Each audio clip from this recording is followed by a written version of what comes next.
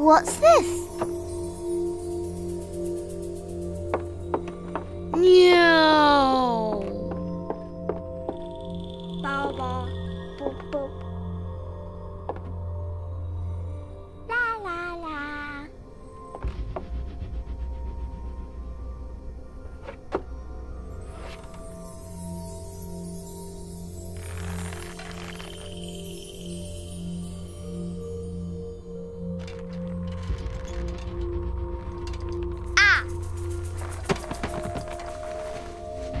Ooh.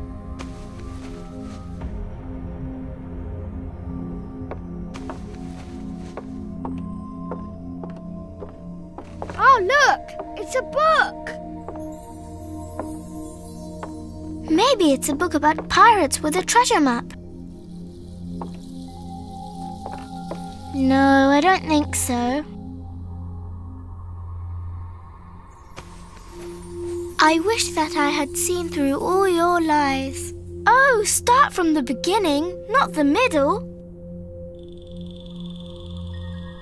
And so I decided to pick up my pen to relate the most disturbing episode of my life thus far. It all began early one morning in 1898, when Sherlock Holmes invited me to accompany him on a visit to the Marquis of Conyngham.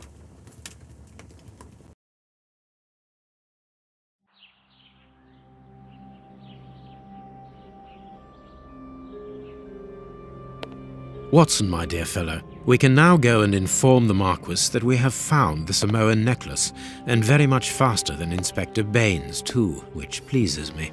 Have you really solved the theft, Holmes? And so quickly? I have indeed, Watson, and believe me, it was completely unnecessary to spread out all over London, as our friend Baines thought was best. He likes to boast that his methods are equal to mine, but once again the outcome has contradicted him. After all these years of accompanying you upon your investigations, I thought that by now I should be reasonably capable of following your train of thought. But in this particular case, I must admit that I don't understand anything at all. Ah, you see, but you do not observe, Watson. There lies the difference. It is a matter of course. A matter of course? In the middle of the night, when everyone is fast asleep, the service bell within that room rings out and alerts the servants. They dress quickly and come running, but the door is locked and there is a strong smell of burning from within. A few seconds later, the master of the house himself, the robbed Marchioness's husband, the Marquis of Conyngham, arrives and unlocks the door using the sole key. A fire has started inside the room, but they have managed to arrive in time to put it out. It is at that moment that the Marquis realizes that the famous Samoan necklace, which had been safe within its glass cabinet only a few hours earlier, has now disappeared. In order to explain, let us confirm my theory before the arrival of Inspector Baines.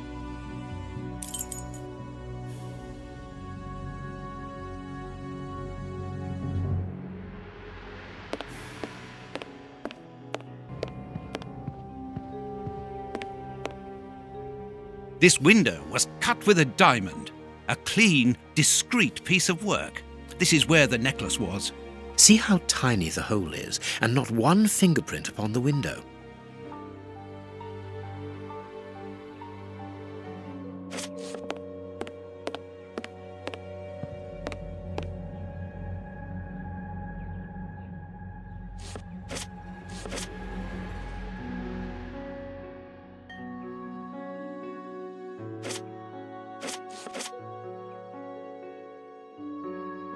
All the windows are locked. They've not been forced.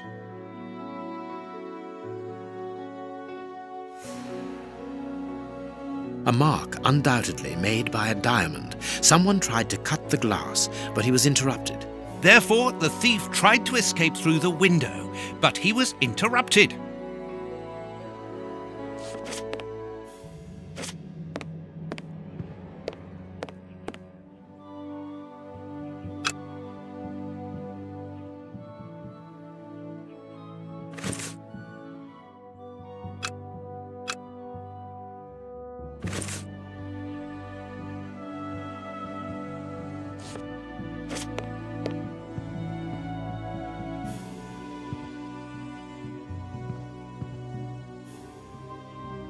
Let us examine the crumpled scores that have fallen off the piano.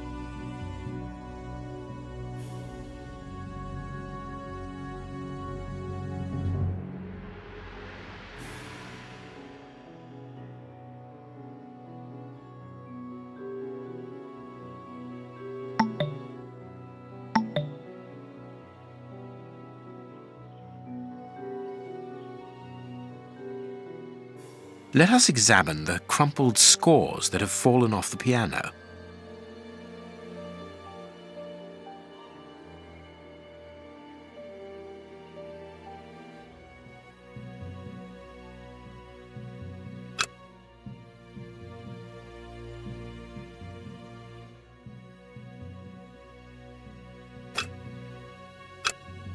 These sooty prints were left by a tiny hand.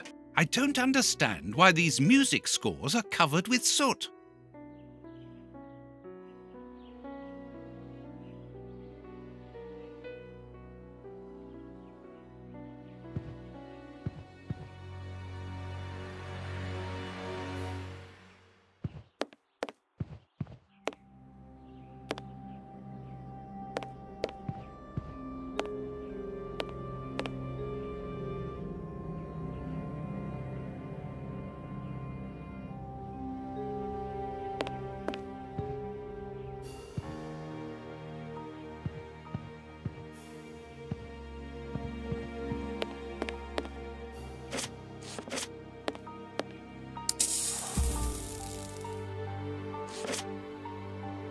These documents are not very interesting, even though they're addressed to the Minister of Maritime Affairs. The Marquis himself.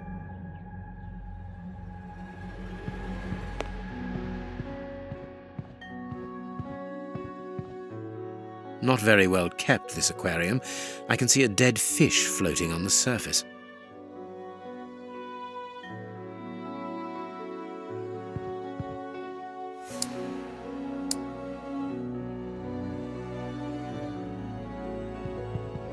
Not very well kept, this...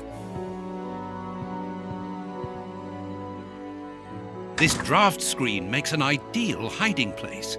As the theft was committed at night, I conclude that the thief hid himself behind the draft screen and waited until he was alone in the room.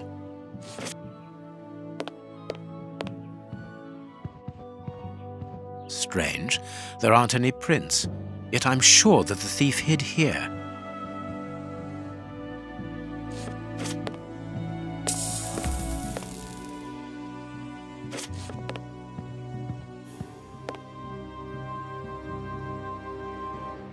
Heading towards his chosen escape route, probably the window, the thief knocked over the stool, which then caught fire. But why didn't he try to put the fire out at once? Footprints. You are not going to get on your knees to examine them. There is no need. It is soot. The servants must have trodden in it while they were putting out the fire. Strange. There are some objects here that have been knocked over. The fire started here, just beneath the bell pull. Whoever pulled the cord would have had his feet in the fire, unless it was pulled before the fire started. The chest wasn't opened. The necklace wasn't in it.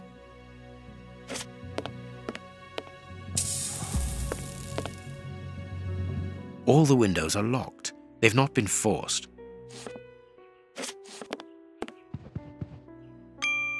A candle. It must have fallen from the chandelier.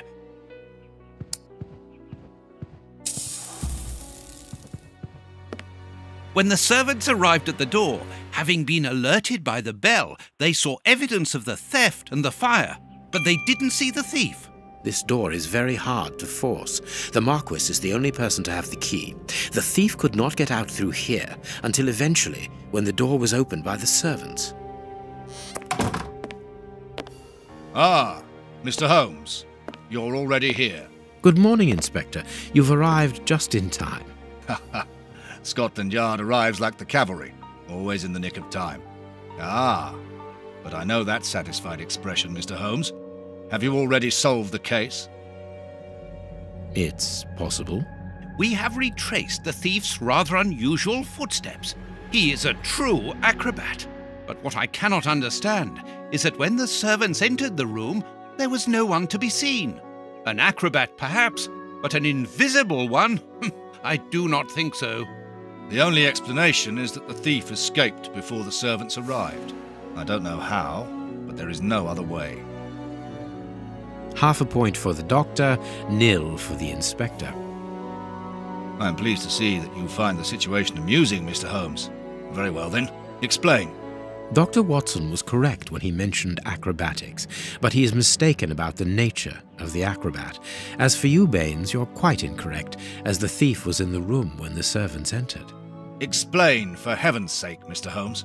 Watson, how could a thief be missed in the middle of 8 men? I don't know. Because he is very small? Stop teasing us, Holmes. Exactly, because he is small. Small and remarkably agile. You're thinking of a monkey? And a trained monkey at that, without a doubt, a Leontopithecus rosalia from Central America.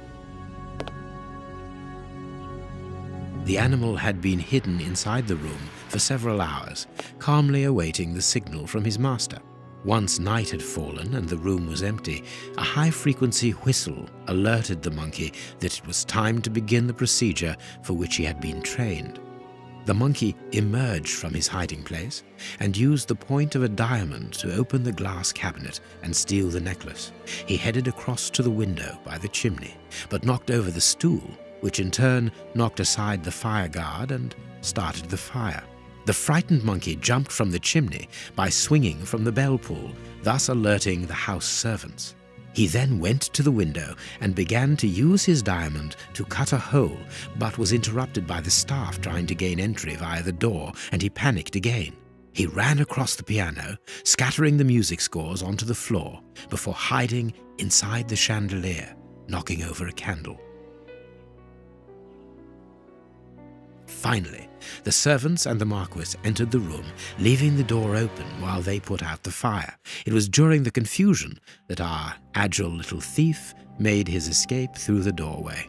As simple as that. A brilliant explanation! Bravo, Holmes! And the necklace? I can see it from here, my friends. It's right in front of us. We have searched the room from top to bottom, Holmes. How were we unable to find it? Because we paid insufficient attention to the only victim of this affair. What victim? No one is dead? Yes, Watson, a poor goldfish whose destiny was to die, crushed by one of the most precious necklaces in England. The aquarium is just beneath the chandelier. I understand. The little monkey had likely hung the necklace around its neck and lost it when he leapt from the chandelier. The jewels fell into the aquarium, where they remain now.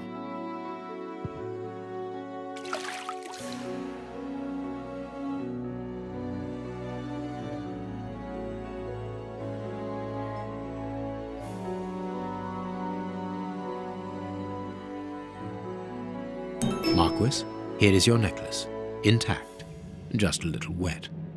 Mr. Holmes, this brilliant demonstration does credit to your reputation. Thank you so much, Marquis. Do you wish to verify the authenticity of your jewel? No, I recognize it. I have spent many hours admiring it, you know. Good. I will return it to its box and...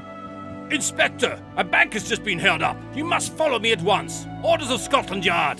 What times? Sirs, duty calls.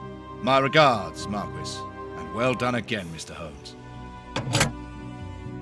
There, the necklace is in its box. We've lost enough time here. Let's go home, Watson. Ah, very well, as you wish. A good day to you, Marquis. With pleasure, gentlemen. And once again, thank you.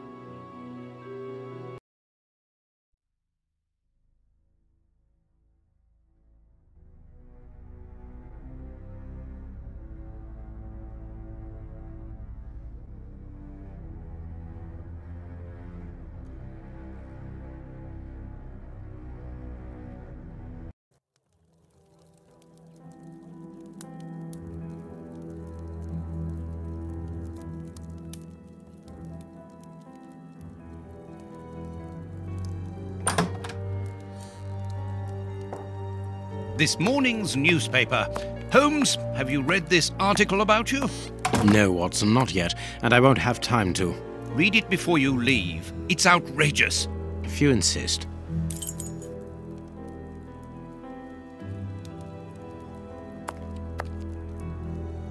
Read the paper, Holmes.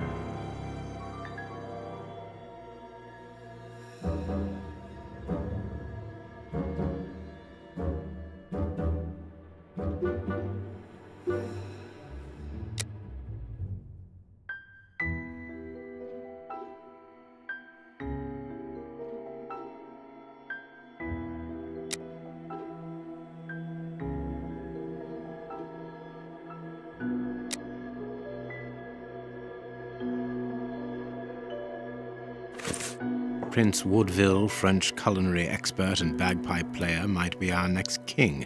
That's not so shocking, my dear fellow. You know exactly to which article I'm referring, Holmes. How can Farley dare to tarnish your reputation like that? You know, Watson, that wherever glory walks, jealousy is bound to follow. As for the forgery of the necklace, I suspect that we shall soon be enlightened in this regard. Come in, Inspector Baines, the door's open. Ah, Mr. Holmes. How did you know I was here? You are one of our rare visitors who avoids the second-to-last step of the stairs, which creaks dreadfully. And if I add the clinking of the handcuffs at your belt, to what do we owe the pleasure of your visit, Inspector? Have you read that rag?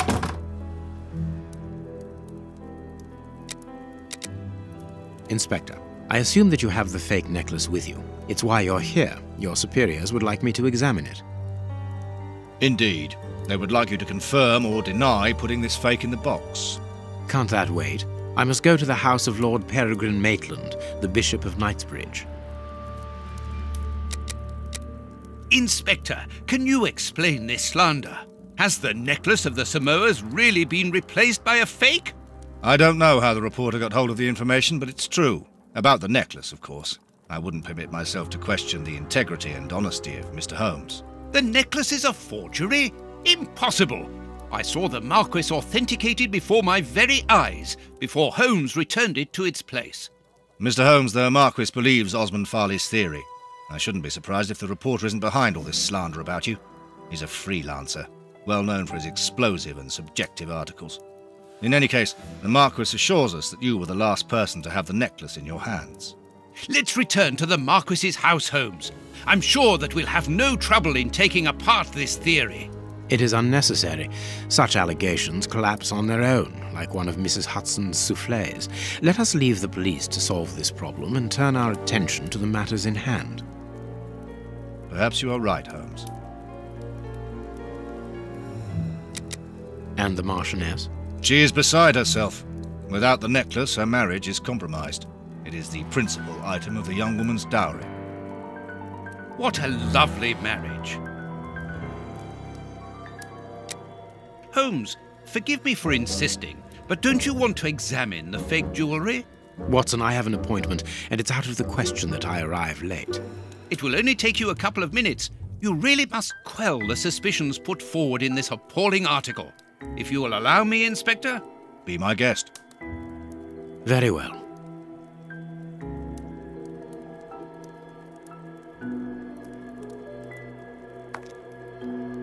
What do you think, Holmes?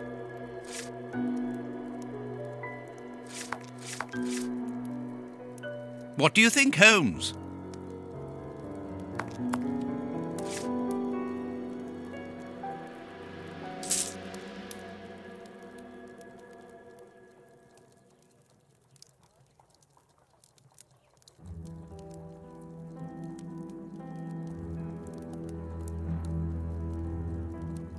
This pearl is a different color.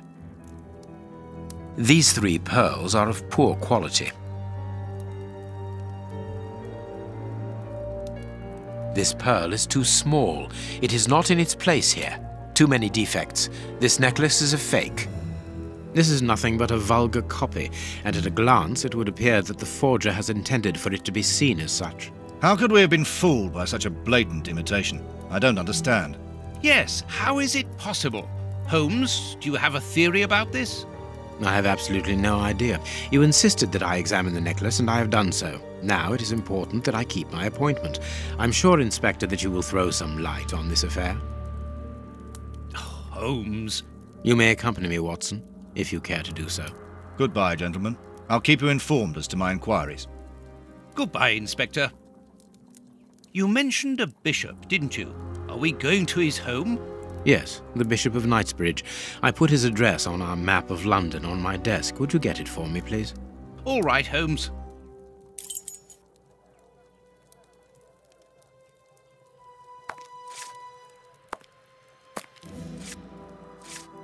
The work table, where Holmes analyses things.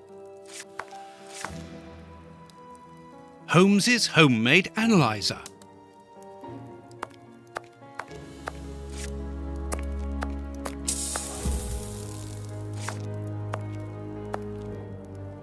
I have found your map.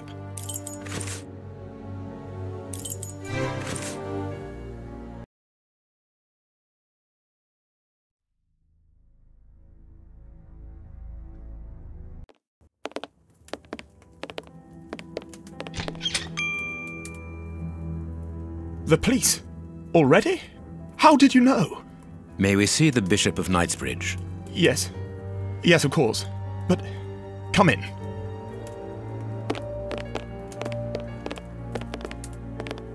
What has happened, Reverend? What? I don't know. It was last night, I think. I only just arrived, and I have made this macabre discovery. My God. How horrible. I haven't called anyone. How did you know that? Holmes, look! The Bishop, appallingly mutilated. How dreadful. Mutilated. And killed. He was such a good man. How could anyone be so brutal? Look at him. He is barely recognizable now. How could any of God's children be responsible for that? They were evidently unworthy children, Reverend. Now do please try to calm yourself and focus, because we will need your assistance. Do you have any idea as to the motive behind this? I haven't had time to do an inventory, but nothing appears to have been stolen. And anyway, His Excellency didn't own anything of great value. I don't know what else I can tell you. Note this down, please, Doctor. Doctor? But you aren't the police? No, Reverend. I am Sherlock Holmes, and this is Dr. Watson. We are here at the request of the Bishop. In that case, I must ask you to leave, and not to touch anything. I must get in touch with the authorities without further delay. Reverend, when the inspectors of Scotland Yard find themselves at a dead end, which they quite often do, I assure you, then they turn to me for help. If you will allow us to continue our investigation, then you shall have the answers to all of your questions. Out of the question! I don't even know you! I'm going to call the police, whether you like it or not. It would be better for everyone, Reverend, if you kept your temper. Watson, are you taking notes? This affair promises to be a complex one, therefore we must not overlook the slightest detail. Yes, Holmes. I am keeping a meticulous set of notes. I have created a very clever deduction board. One thing we can be sure of at the moment is that this crime was not for gain. The Reverend has informed us that nothing valuable was stolen, and indeed it would seem that the Bishop had nothing of any worth to take. Very good, Watson. Do continue.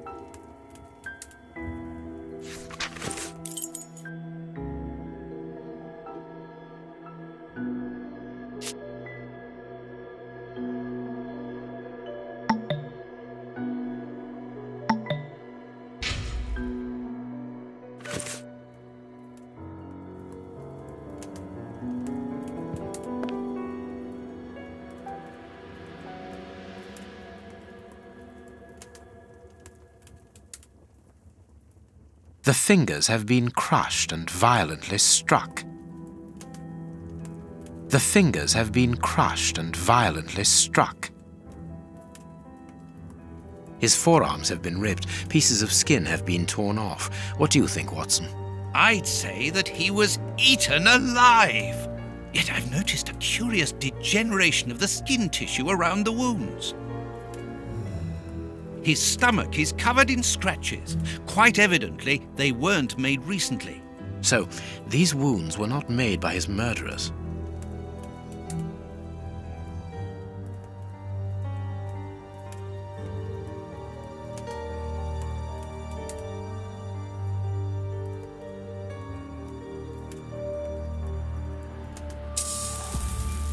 A piece of rope that was used to tie up that poor man.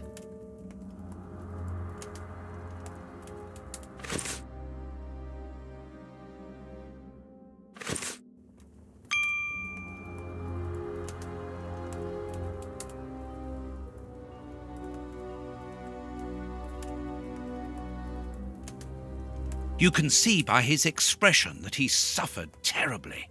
His mouth is covered in blood, and I can make out strips of skin between his teeth. My dear friend, everything points to this man having gnawed at his own forearms. That's unbelievable, Holmes.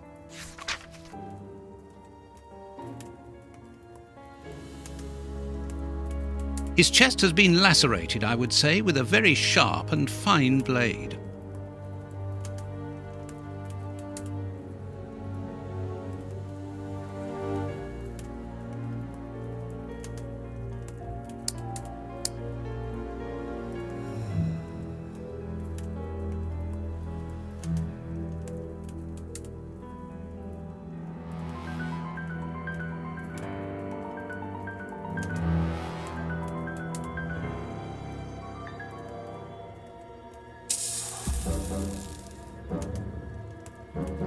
This poor man was tied just below the knees. To stop him from